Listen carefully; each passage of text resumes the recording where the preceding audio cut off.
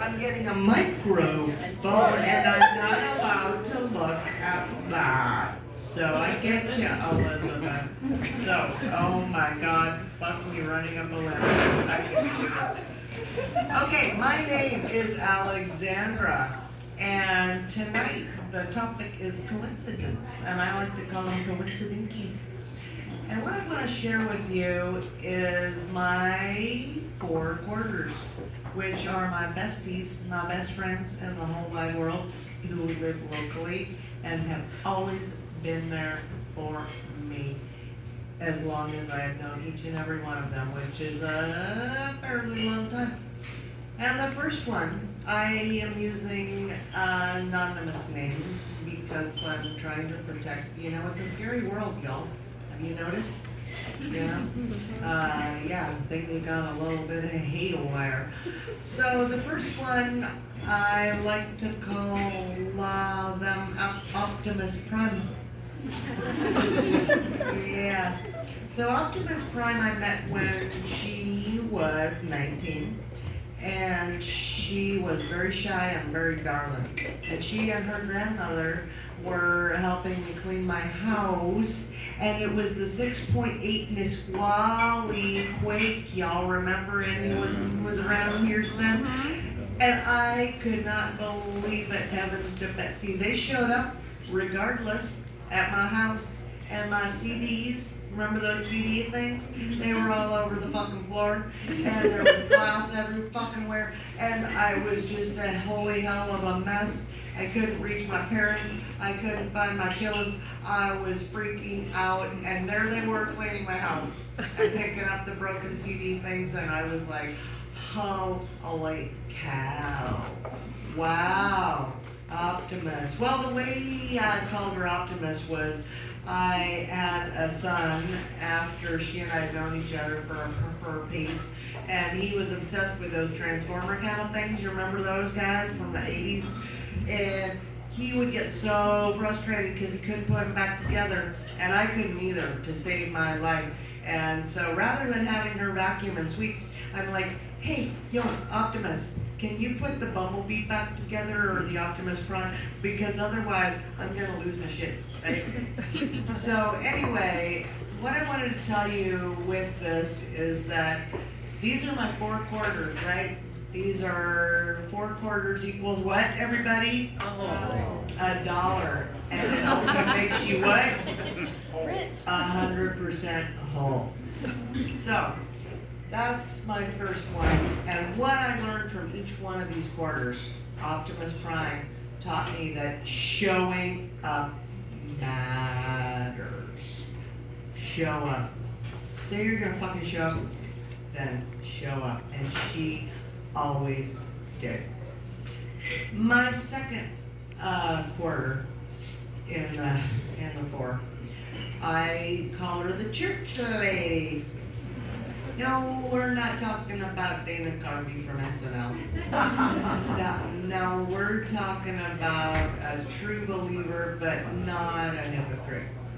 And yeah, so she's the real dealio, right? Jesus was a good guy, she taught me. And she and I met, both of our kids were at Montessori together. And they were desperately begging for a play date. And so finally, the church lady and I interacted in the parking lot. And we said, all right, fine. We'll get a play date going. And so she coordinated. She's, let's meet at the fucking McDonald's place. I'm like, germ fest, whatever. Okay, fine. It's free, it's easy, it's, safe-ish. I don't know. But anyway, so that's what we did.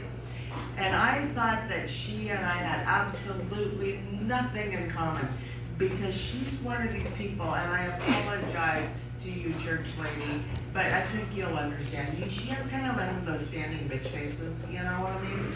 But she's not that. People misread her all the time. And we got to talking, and we found out that we had one of the most ridiculous and embarrassing things in common. We both tried to pedal Mary Kay. Holy cow.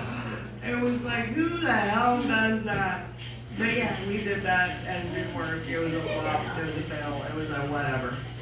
So, anyway, the more we got to know each other and raise our kids together, she told me something so fascinating because she's a church lady, you remember, not being a garbage. She said, did you know, Alex, that you can be a Christian and a Democrat? Oh, I was like, who would even fucking question that shit? But apparently some people in her congregation were challenging her on that, and I was like, oh my God. Talk about like Mary Kay's ridiculous. That's also like absolutely outrageously ridiculous, right? Yes, you can be a Democrat and a Christian, folks. If you didn't know, amen. So then my third quarter, I call her Queen Maggie. And Queen Maggie, I got hired to be the confidential secretary for the chief of police of the Department of Natural Resources. And I had no idea what the hell I was doing or how I even got hired to do this job. And this I talked about in my offer, and anybody else was here. And yeah, so I was total deer in the headlights, and then Queen Maggie shows up. And first of all, I think she sensed that my anxiety, I was like, oh, where am I? What am I doing? I'm absolutely terrified. I have no idea. What have I signed up for? And she just put her hand on my shoulder and she said, Alex, you're in a good place. It's okay. And then she apologized because her nail polish was chipped because she had been trying to rock climb. I'm like, oh, you're a rock star. Cool. All right. Yeah. So we became fast friends and she mentored me and made me feel comfortable and taught me the acronyms, the like whatever they say, like 10-4, Roger, out, yeah. So Queen Maggie, but what Queen Maggie taught me was that never say amen, because we need to be in constant communication because the world is a goddamn mess. And if you say amen, it means it's over. And right now especially, we are in one hell of a mess. So we need to keep that door open, no matter what your belief is, wherever you stand, philosophically, politically, religiously, don't close that door. Don't say amen, because that means it's done. And it's not done, because you know what? Shit happens constantly right now, right? And then finally, last but not least, and I also have an extra if I have time, if I don't get gone, Banani. I just call her Banani. And I had this wild hair after I got divorced from this person that I was married to for 28 years, and we just grew apart, right? You know, it happens. Shit happens constantly, like I just said. And so I'm like, I'm gonna get my fucking nose pierced. And so I found this gal, and she's like this top, anyway, she's all 5 feet tall. She's a Korean Alabama. How about that for a mix? And so we became fast friends. She pierced my nose. I still got it. You probably can't see it, but anyway, and we just got to talking. And she was in a bad way and she needed housing. And I'm like, well, I just so happen to be living in this 4 fucking bedroom house. And yeah, come on, live with me. And so she came over and scoped it out. She's like, can I move in now? Yesterday. I'm like, sure, girl. And we became thick as thieves. And we've been friends ever since. And this was going on like maybe 4 years ago, starting. And yeah, so she and I talked about everything and we got along famously, but she would also challenge me. Oh dear, I hate that stuff.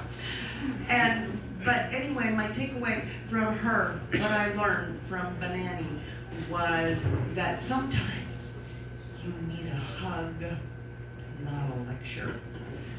And then, last but not least, this is where the tax comes in, right? You know, right? So you got your 4 quarters, and then you're gonna pay some tax on top of that, right? There's no such thing as the freaking dollar store anymore. Nothing costs $1 no more. And I don't want to put her on the spot, but I have this beautiful friend, and she's kind of hard to miss, and she's being my videographer tonight. And I just call her Big Red. And Big Red and I got sucker punched, if you will, into cooking for 100 to 150 rowers, like crew, baby. For Olympia area rowing, we said, well, yeah, we'll make a casserole. And then the next thing we know, we're like up for cooking breakfast, lunch, and dinner for all these people, and we're like, oh, fuck me, what? So we had a chuck wagon, and we had burners and grills and this and that, and while I was doing breakfast, she was doing lunch, we were doing dinner. We were like losing our minds and our hair and our, yeah, but we did it, right? And we kind of shook it up, and we fed these kids organic, and we made it fun in the kitchen, and we had music, and we just totally changed the whole atmosphere of this kitchen. It became a safe place. And my friend, my dear friend, Big Red, we definitely, we used our pepper shaker and our syrup shaker and all kinds of other herbs and spices, and yeah, we cooked up a storm for 3 years, and we fed these rowers, and both of our daughters made varsity, and her daughter in fact went on to row at MIT. They both got invited to nationals, and so I got my 4 quarters plus tax with my friend Big Red. So those are the coincidences, the coincidinkies that led me to find my peeps. Find your people, right? Find your people. Bravo!